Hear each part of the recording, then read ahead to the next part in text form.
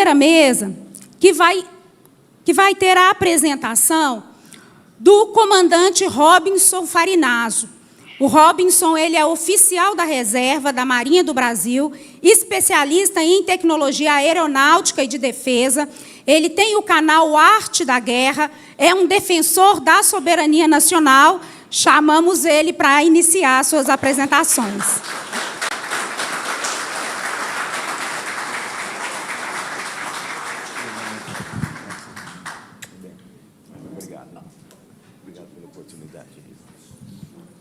Pessoal, bom dia.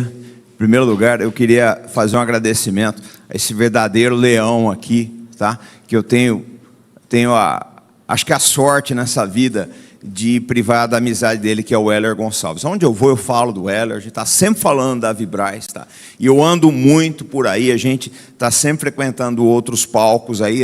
Até peço desculpa, não vou poder ficar no final, porque a gente está indo para um outro evento hoje, e eu vou levar o tema da Vibraz. O pessoal fala, esse cara é chato pra caramba, mas vou brigar enquanto a gente puder, a gente vai brigar por vocês, porque a urgência da Vibraz é a emergência do Brasil. Eu falo sempre isso daí, tá? É muito importante tudo isso. Então, quero agradecer vocês. É uma oportunidade maravilhosa estar aqui hoje com as senhoras e com os senhores, poder ajudar o Brasil, tá? Quero agradecer também essa guerreira aqui, que é a Ana Paula, a Vânia, que está aí no background, dando a nossa força, o Super Marcão aí, tá aí meus companheiros de bancada também, que vão estar aqui hoje, o Dr. Barbieri, o General Neiva, o Gustavo, tá? Deixa eu ver se eu esqueci de alguém aqui. Ah, eu tenho certeza que eu esqueci. Vamos lá.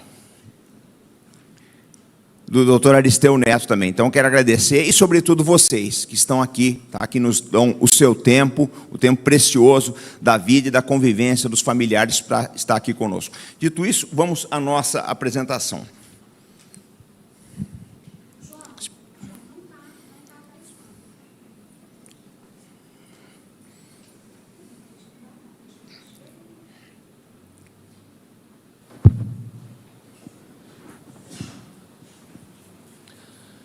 Eu disse aqui da participação dos trabalhadores da Vibraz, nós também contamos aqui com a presença de uma delegação do Sindicato dos Metalúrgicos de Itajubá, Minas Gerais, e nós temos aqui a participação de trabalhadores da Imbel e também da Elibraz, empresas do setor de defesa que ficam lá em Itajubá.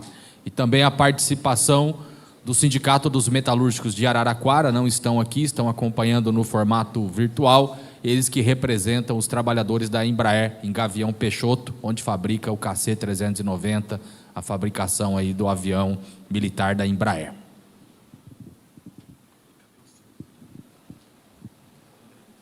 Probleminha técnico. Isso, acontece. A gente já resolve, pessoal, isso é galho fraco, mas enquanto isso eu queria falar algumas coisas aqui. Seu microfone está desligado. Ah, está desligado.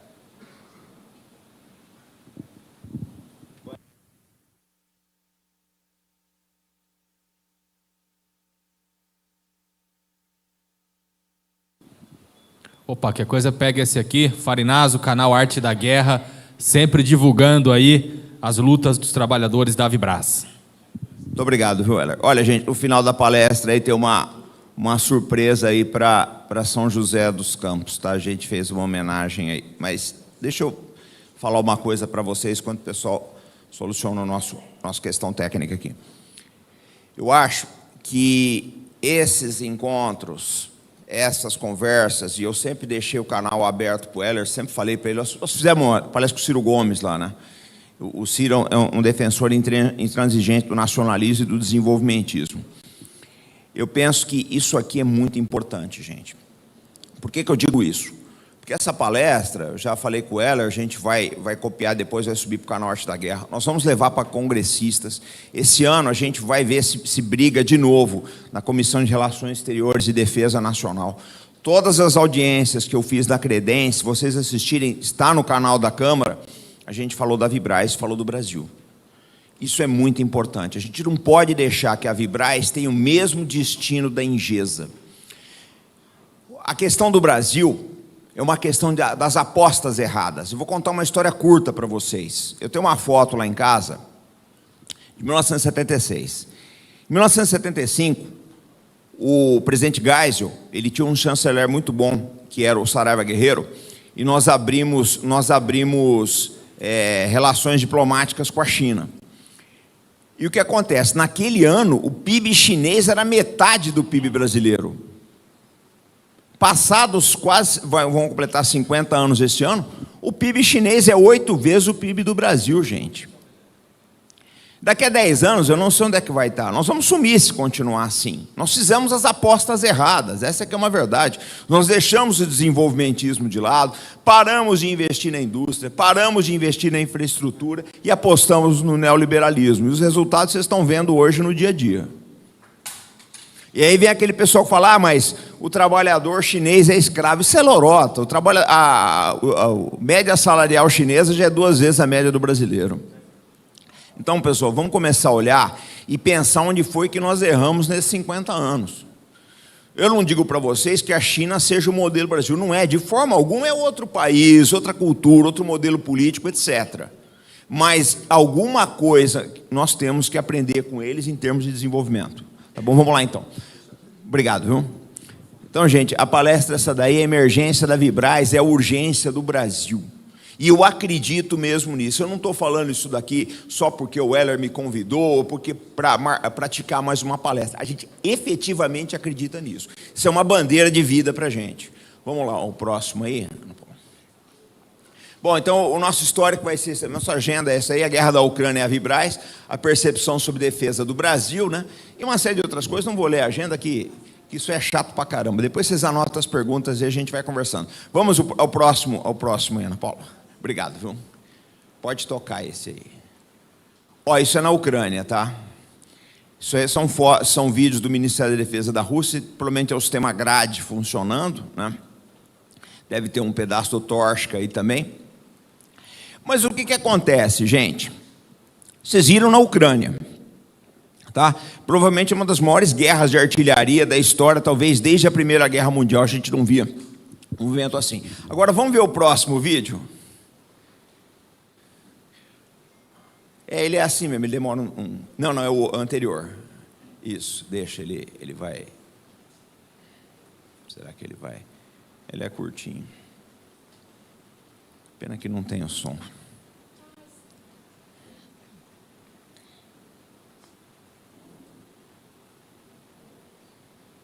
Não, ele demora um pouquinho, viu? É uns 30 segundos. Deixa eu ver se ele...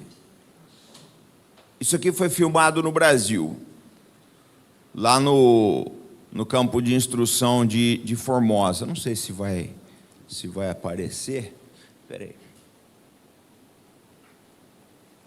Acho que agora vai. Deixa, vamos para o próximo. Não tem problema. Pode ir. Isso aqui é o produto que vocês fizeram na Vibraz. Não fica nada a dever aos melhores sistemas do mundo, gente. E se a gente der continuidade a isso, se houver dinheiro, se houver aporte e se houver, sobretudo, crença da sociedade no futuro de um projeto desse, que é soberania, eu não sei onde a gente pode chegar. Eu lembro que a Rússia ela tem esse sistema de excelência de artilharia, mas ela está desenvolvendo isso aí tem 80 anos. Os foguetes começam lá na era soviética, em 1930, 1940. Ou seja, qual é a lição que isso fica? É continuidade, pessoal. Se você não tiver continuidade de projetos, a gente não chega em lugar nenhum. Eu falo sempre, quando eu recebo um deputado, um senador lá no canal, falou... Outro dia eu recebi um ex-ministro de Defesa, eu falei, ministro, de tenente a comandante... Eu vi umas 3 marinhas na minha vida, porque a gente começa um projeto e ele morre, aí começa tudo de novo. Isso não pode acontecer, gente, tem que ter continuidade. Por isso que a gente briga pela Vibraz.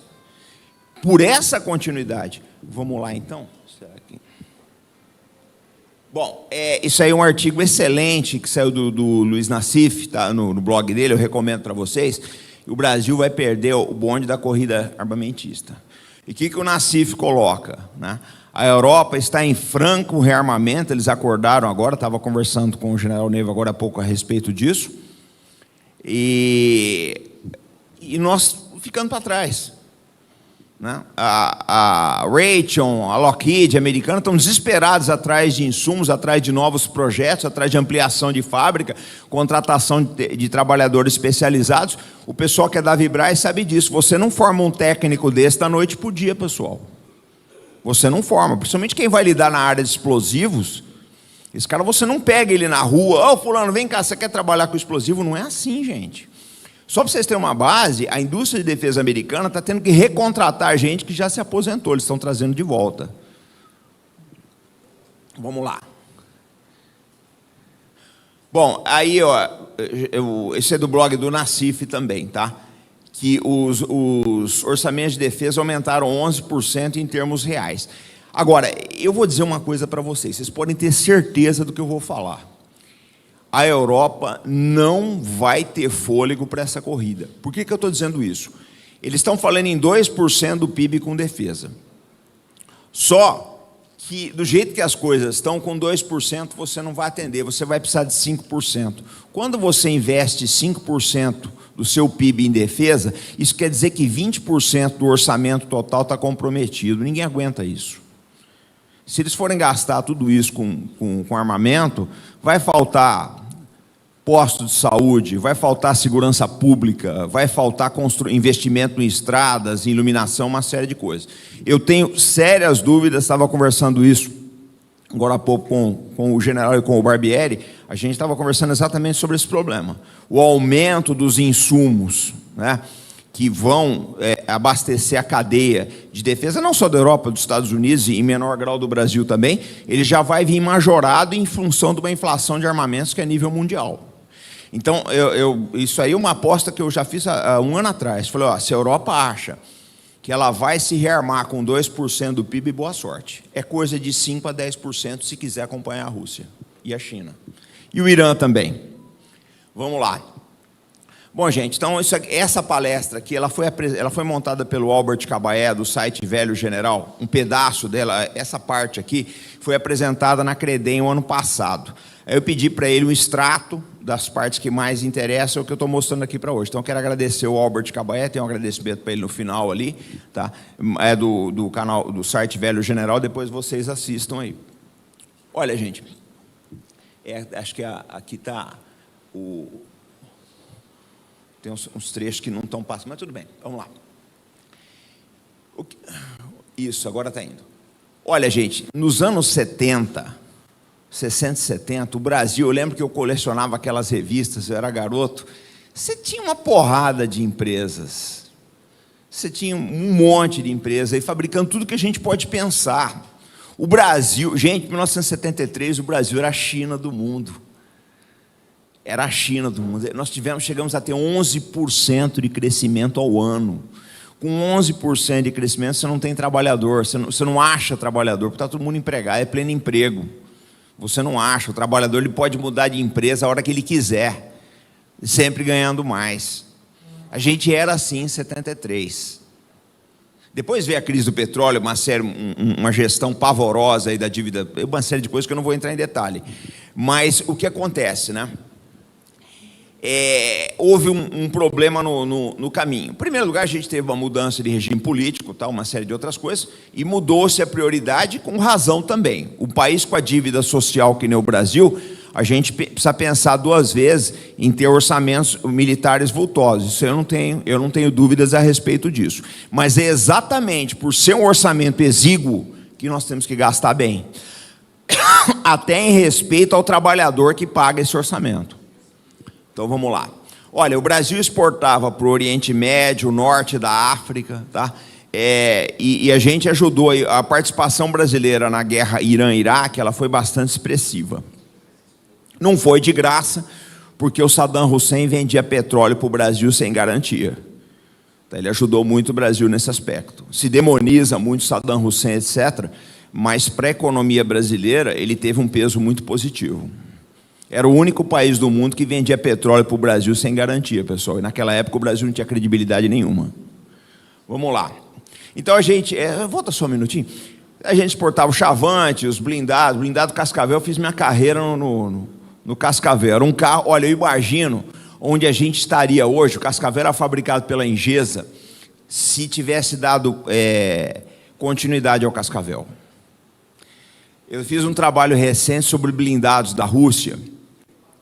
E aí, quando eu fui fazer a apresentação, a pessoa falou: nossa, comandante, mas a Rússia está avançada na indústria de blindados. Eu falei: sim, mas eles estão fazendo blindado há 90 anos, né? Eles começaram com tratores, gente. A Rússia, eles compraram a suspensão de um fabricante de carro de corrida nos Estados Unidos, o Walter Christie, levaram para lá. Com essa suspensão, começaram a trabalhar blindados, foram desenvolvendo. E entre 1931 e 1948, eles saltaram do BT-26 para o T-54, que é um excelente tanque, em 17 anos.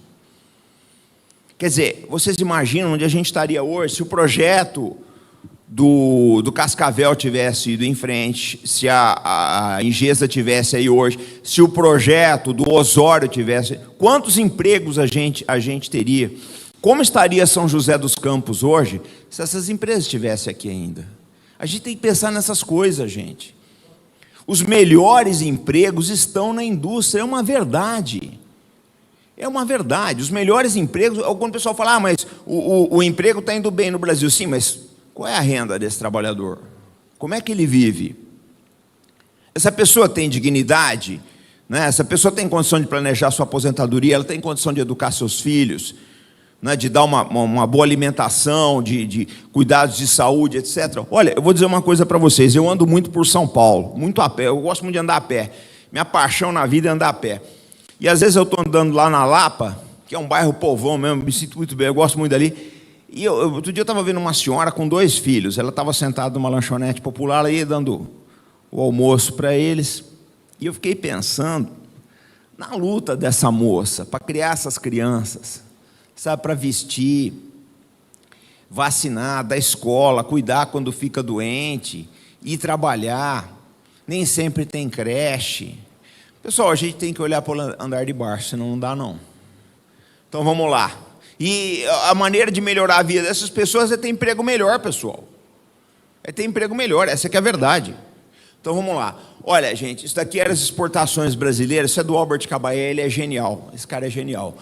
Entre 74 e 2023 são dados do CIPRE, tá? E aí vocês veem como é que vai caindo. Agora, é lógico, a gente tem que olhar uma coisa muito importante nesse período aqui, que é o fim da Guerra Fria, né? Porque quando acabou a Guerra Fria, o mercado foi inundado por armas soviéticas baratas, é uma verdade. Você não consegue concorrer com isso. Tem um caso, depois, se vocês quiserem, pesquisem na internet, um navio com carga ucraniana, chamado MV Foina. Estava indo para o Quênia, não sei onde. Eles estavam levando um batalhão blindado, de blindados inteiro. Assim, a quantidade de armas que esses caras, Ucrânia, Rússia, Cazaquistão, Bielorrússia, colocaram no mercado é impressionante, num preço que não tinha competitividade. Essa aqui é a verdade. E é outra falácia também, tá, gente? O pessoal achar que essa regra do livre mercado, de competição, desse mundo neoliberal, ele serve para a indústria de defesa. Não serve. Indústria de defesa, ela precisa existir. Quer dê prejuízo, dificilmente ela vai dar lucro. Dificilmente ela vai dar lucro. Essa aqui é a verdade. Ela precisa do Estado. O Estado é seu principal cliente. Agora, eu digo uma coisa para vocês. É melhor uma empresa de defesa te dando prejuízo durante algum tempo, do que você sofrer uma derrota militar, porque aí é impagável. Tá? A indústria de defesa é caro, perder uma guerra é impagável. E perder a soberania, principalmente. Né? Então, vamos lá, Ana Paula, prossegue aí. Obrigado. Bom, e a gente vai vendo aí também a questão de importações e exportações do sistema da indústria de defesa. Olha, gente, nesse período entre 80 e 89, a gente só exportava material de defesa. Vocês podem ver aqui, ó. Né? A gente vem vindo uma área de... E aqui tem uma coisa muito importante. Nessa época que acontece uma coisa muito importante, que o presidente Geisel, ele denuncia um tratado que o Brasil tinha de compra de armas com os Estados Unidos, que vem de 1952. Quando o Geisel pulou fora desse tratado, desse acordo aí, o Brasil precisou voltar para dentro, olhar para si. E aí a gente tem todo esse salto. Então as coisas não são à toa. Eu acho que foi assim Infelizmente, tudo isso se perdeu no tempo. Infelizmente, tudo isso se perdeu no tempo. A gente, hoje em dia, está importando tudo aí. Mas eu acho que foi uma das melhores decisões do governo dele, foi exatamente sair desse tratado, que é o que ele falava. A gente estava comprando material velho, e é uma grande verdade, ninguém vai te vender a tecnologia de ponta. Isso é um fato. E vocês parem para pensar, eu queria que vocês refletissem sobre uma coisa. Cada vez que a gente compra um caminhão aí fora, e eu acho o maior absurdo do mundo comprar caminhão, jipe, fuzil, metralhadora e pistola, eu acho um absurdo isso, porque não é uma tecnologia do outro mundo. Quantos empregos nós estamos mandando? Para pensar, quantos empregos nós estamos mandando? Gente, é complicado essas coisas aí, é complicado, a gente precisa começar a pensar nisso. Vamos lá, vamos prosseguir. Bom, aí o que eu coloquei para vocês, porque houve o declínio, o fim da guerra Irã-Iraque, fim da Guerra Fria, a conjuntura econômica do Brasil era muito ruim, efetivamente. A defesa, lógico, até pela mudança de regime, ela perde a prioridade, né? E a demanda externa ela foi diminuindo exatamente por esses dois primeiros fatores aí, e o setor foi sucateado.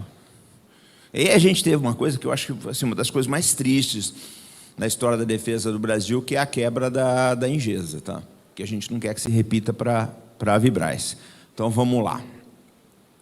Bom, aí a gente tem a aprovação da política de defesa nacional, criação do Ministério da Defesa, né? A política nacional de defesa é implantada, só que o cenário internacional começa a mudar, né? Você tem aí o ataque ao World Trade Center, e essa guerra ao terror, ela é muito importante, porque ela influenciou em muito a visão dos exércitos ocidentais. As tropas passaram a ser mais leves, ter mais preocupação com a contra-insurgência, etc. E é uma coisa que eu bato muito, né? O pessoal às vezes fica até bravo comigo, mas não tem jeito, a gente precisa falar. Nós não temos uma doutrina própria, a gente costuma importar a doutrina dos outros. Eu estava vendo um seminário outro dia de uma determinada força aí, e a agenda era completamente americana. Eu olhei e falei, mas isso não são os nossos problemas. Nós estamos debatendo o problema dos outros. Nós temos que pensar nas questões nacionais. Eu vejo dessa forma. E essa guerra ao terror, ela teve uma implicação muito grande, principalmente na guerra da Ucrânia. Porque o exército ucraniano ele foi moldado por uma OTAN que pensava no Afeganistão e no Iraque. E foi enfrentar uma jaganata de artilharia que é o exército russo. E aí a gente está vendo o desastre aí, né? Prossegue. Bom, aí o que é... Será que a gente consegue isso? Não, volta ali. Isso, agora pegou. Bom, e o que a indústria de defesa ela beneficia?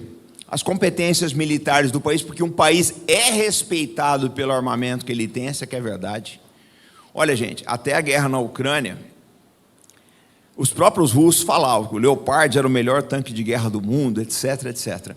Depois da guerra da Ucrânia, eles vão ter um pouco de dificuldade de vender, porque o carro queimou que nem churrasqueira na Ucrânia. Mostrou-se uma série de deficiências da indústria de defesa do Ocidente. Tá? Esse conceito de Wunderwaffe do Ocidente, aí, de armas maravilhosas, ele acabou sendo sobrepujado pela filosofia russa de construa muito, faça barato, faça simples, faça em grande quantidade e faça fácil de manutenir. Então o russo ele pensa o seguinte, olha, eu faço um carro de combate, eu sei que eu vou perder uma porrada. Eu vou perder muitos, mas eu tenho muitos para repor. Eles pensam dessa forma. O Ocidente fala, não, eu vou fazer um carro imbatível, sai caro para caramba, e nunca é. Nada é indestrutível, gente. Nada que um ser humano faça, ele não vai ser destruído por uma outra cabeça. Então, vamos lá. Não, pode deixar nessa daí. Olha, gente, isso aqui é importante. Forças Armadas requerem indústria de defesa forte e independente. Eu vou contar uma história para vocês.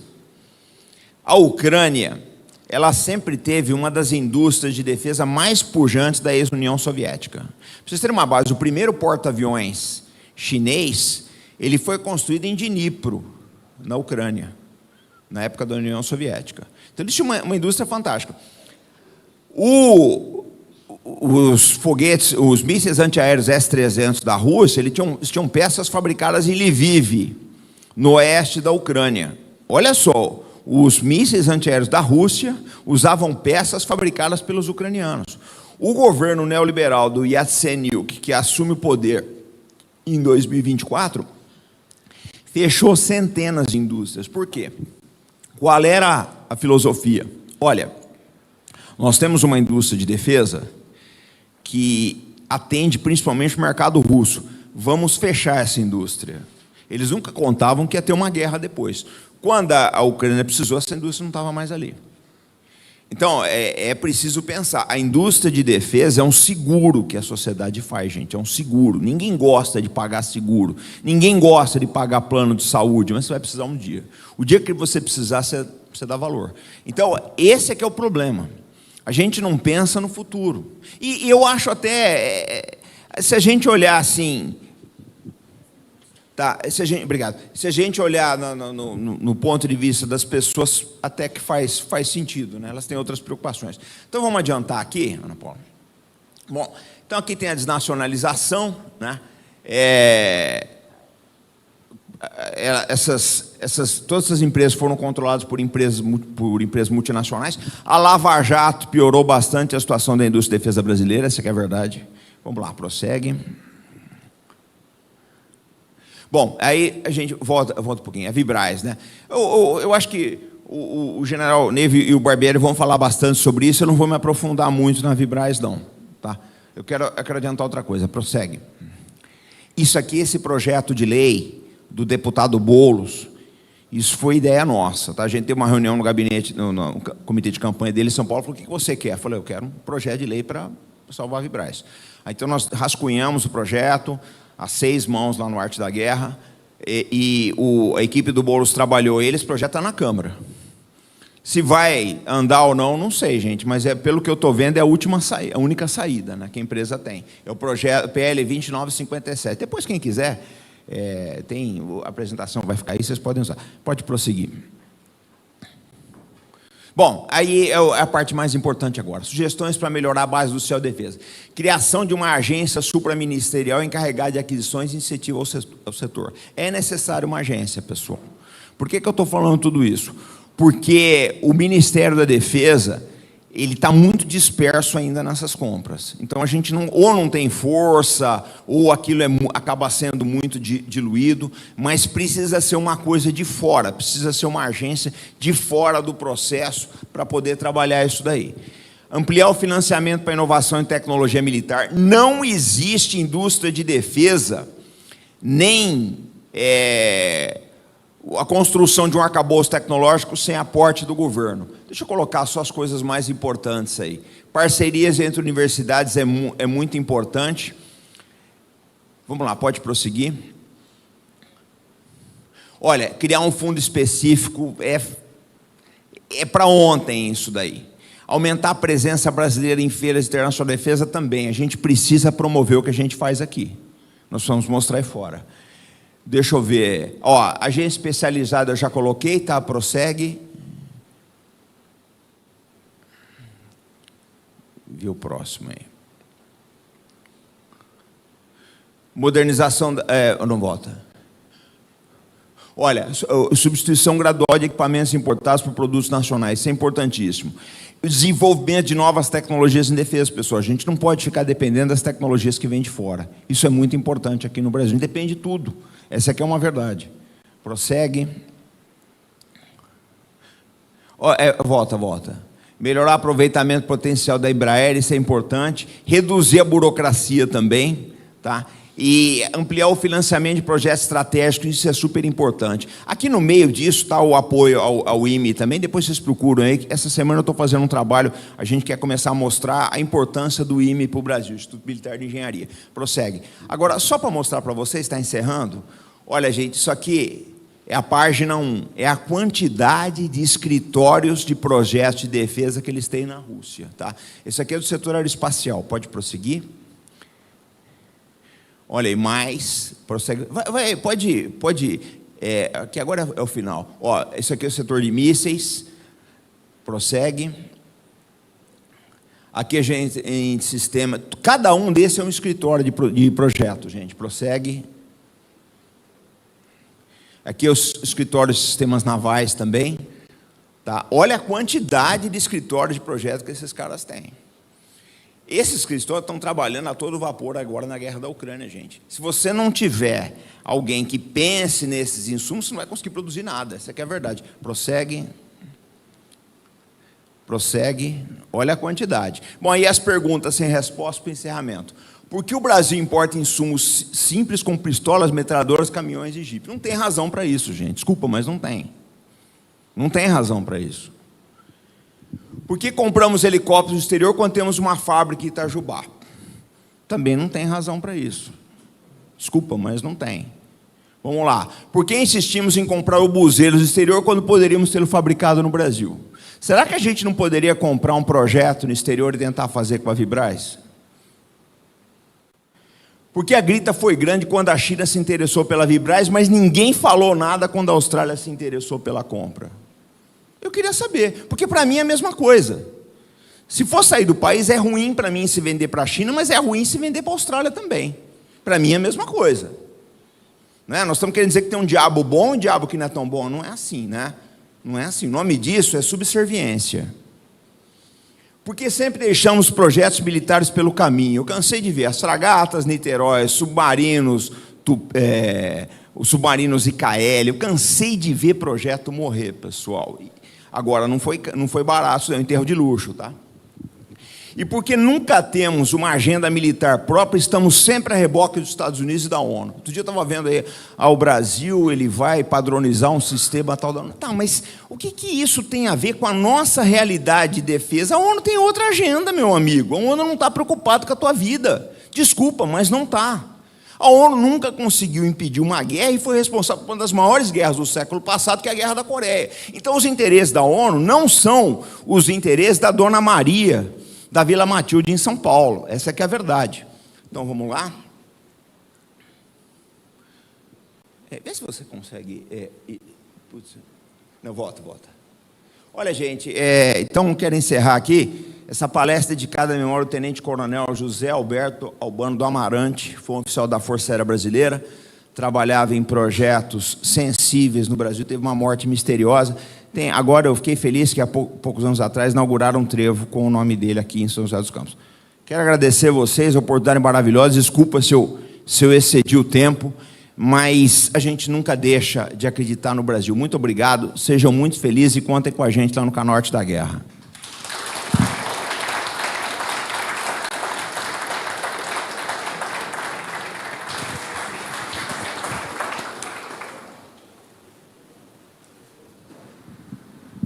Pode ir direto aqui, Ana Paula? Tem que ela zerar o cronômetro aí. Pode ir direto aí? Então vai, zerou, tudo bem. Gente, olha só, eu queria falar... em primeiro lugar, quero cumprimentar o Gustavo, tá? Porque a apresentação dele foi brilhante, me abriu uma série de insights aí para outros vídeos que eu vou fazer no Arte da Guerra. Já convidei ele para ir lá no canal, porque ele precisa mostrar essa palestra para o nosso público aqui. Mas deixa eu falar uma coisa para vocês, importante, que aconteceu alguns anos atrás, foi no governo Bolsonaro ainda. Embora o governo federal não tivesse ingerência nisso, a coisa toda ocorreu dentro do Congresso. Havia um relatório para o Brasil ratificar o Tratado das Clusters, de proibição das clusters. Se o Brasil ratificasse esse tratado, que foi assinado irresponsavelmente no exterior, a Vibraz não poderia mais fabricar, estocar, vender, nada disso. O que aconteceu? Nós descobrimos o relator da época, que era o deputado Luiz Felipe, que é do espectro da direita. Trouxemos ele no Canorte da Guerra. Ele fez uma audiência conosco, fez um vídeo lá. Esse vídeo teve uma repercussão muito grande. O público do Arte da Guerra foi em cima dos deputados. E o relatório do deputado Luiz Felipe, que era a favor da não ratificação desse tratado, foi aprovado. Se a situação da Vibraz hoje está ruim, ela estaria muito pior se esse tratado fosse ratificado. Foi a primeira vez que a gente começou a perceber a força que as mídias especializadas têm em cima do Congresso, a gente trabalhar de forma inteligente. Aí vocês falam, Robson, então você fala com um deputado da direita e você fala com o Boulos. Eu falo com todo mundo, gente. O meu exemplo de trabalho era um padre que tinha na minha cidade, eu sou de Catanduva, interior de São Paulo. A gente tinha um padre chamado Monsenhor Albino, um português, tem estátua dele lá até hoje. E ele corria todos os fazendeiros da região pedindo doações. Ele fez um hospital, ele fez uma faculdade de medicina, ele fez um asilo. Tudo que tem em Catanduva foi o padre Albino que fez. E eu aprendi uma lição com esse grande homem.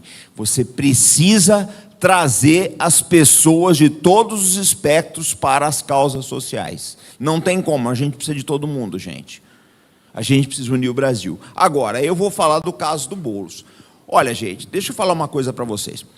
O Boulos, ele foi muito receptivo para a gente com relação... Aliás, a ideia do projeto foi dele. Ele falou, o que você precisa? Eu falei, eu preciso desse projeto. Eu levei a situação... Eu tive uma audiência dele para falar da Vibraz. Não foi nem da minha campanha, mas para falar da Vibraz.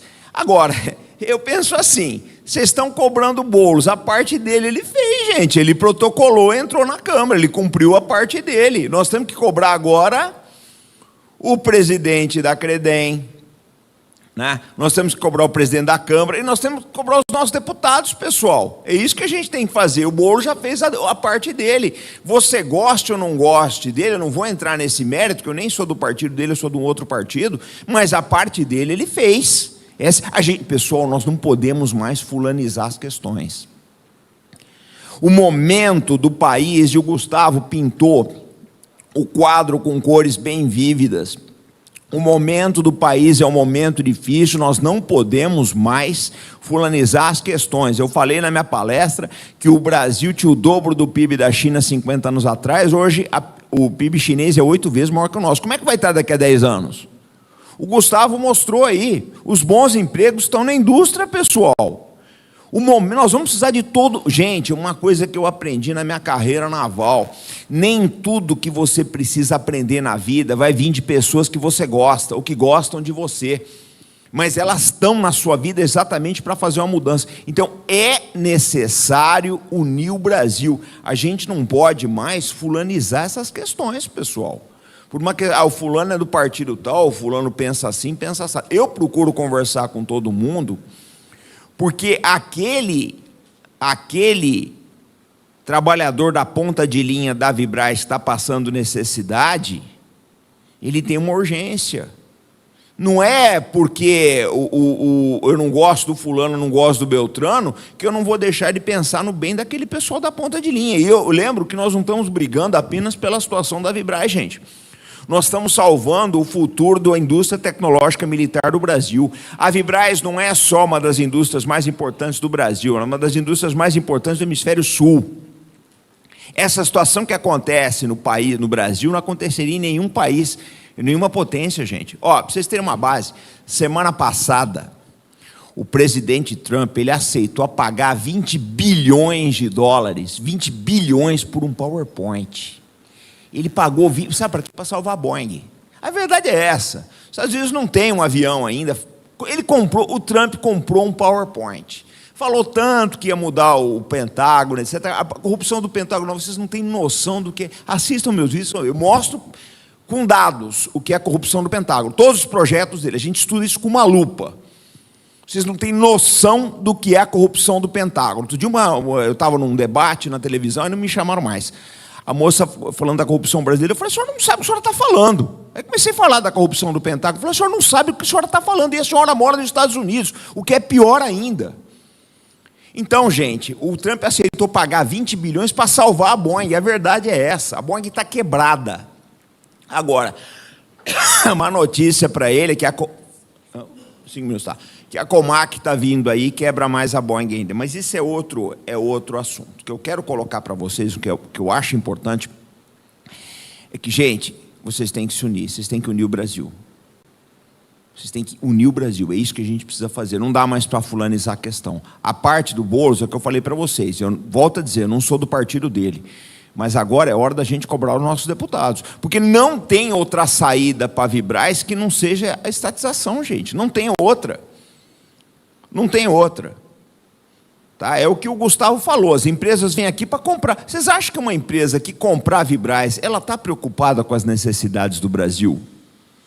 Vocês acham que elas estão preocupadas com as condições? Depois que elas absorverem toda a tecnologia, vão levar embora, gente. É assim que a coisa funciona. É assim que a coisa funciona. Então, esse negócio tem que ficar aqui no Brasil, não tem outra saída. E outra, gente, indústria de defesa, o principal cliente dela é o governo. Se o governo não colocar dinheiro, ela quebra. Ó, para vocês terem uma base, a Boeing fabrica o F-15, que é um avião que tem uns 50 a 55 anos o projeto dele. E o governo americano continua comprando lotes de F-15 e continua estimulando a exportação. É porque um bom avião já é um avião, em termos tecnológicos, ele começa a ficar defasado. Mas acontece que se ele parar de comprar ou ele parar de exportar, a Boeing quebra. Então, todo o esforço que o governo americano está fazendo não é pela excelência da Boeing, que não pode deixar quebrar, pessoal, porque sabe que não faz outra, uma empresa que não tem 100 anos. A gente precisa pensar nisso, são 60 anos de Avibraz, se a gente quebrar agora, não vai fazer outra. Então, para mim, olha, gente, eu conversei com dezenas de congressistas, ninguém se interessou pela causa. A única pessoa que se ofereceu para ajudar, eu acho que fez de forma brilhante, foi o Boulos. Agora, não depende mais dele. Ele tem outras prioridades. A gente sabe que a plataforma do partido é outra, mas ajudou. Ajudou. O projeto está lá, o projeto 2957 está lá. Vocês entram, vão lá, comentem, escrevam para os seus deputados, peçam apoio. É o que dá para fazer no momento. E outra, calhou de ser o Boulos que protocolou esse projeto. Mas se qualquer outro deputado, das dezenas que nós já entrevistamos no canal, tivesse oferecido, eu aceitaria da mesma forma. Porque eu não estou lutando pelo deputado fulano, o deputado Beltrano, o partido X ou o partido Y. Eu estou lutando pelo país. A minha luta é pelo Brasil. Ela não tem cor, não tem partido. Eu sou do PDT, todo mundo sabe disso, mas a minha luta é suprapartidária. A gente está pensando no interesse do Brasil, que acho que é a coisa mais importante.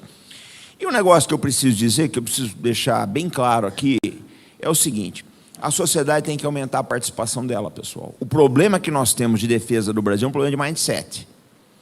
É um problema de mindset. A mentalidade tem que mudar. Eu digo para vocês por quê.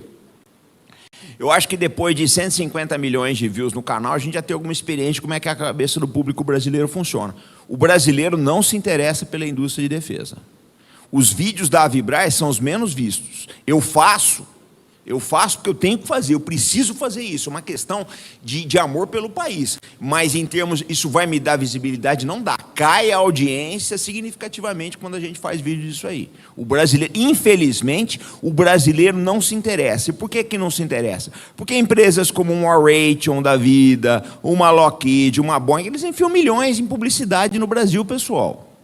Eles enfiam milhões, é uma verdade. A indústria de defesa nacional, ela faz pouco por si mesma. Então, eu acho que a gente tem que mudar a mentalidade. Vocês são parte importante disso. Cobrem seus deputados, divulguem essa luta, cobrem, inclusive, as autoridades civis e militares, nesse aspecto. Acho que todo mundo tem que estar envolvido nessa luta. A gente precisa envolver o Congresso, a gente precisa envolver o Executivo, a gente precisa envolver os militares, a gente precisa envolver a mídia. Eu daqui, eu vou para a FAAP. Amanhã eu vou dar uma palestra lá. Conclua, tá? E a gente vai, como sempre, falar do assunto Avibraz. Só quero concluir com uma frase, gente, para vocês, trabalhadores. Vocês são o sangue que move o mundo. Sem vocês, a gente não teria Brasil. Sem vocês, eu não estaria aqui. Muito obrigado por tudo.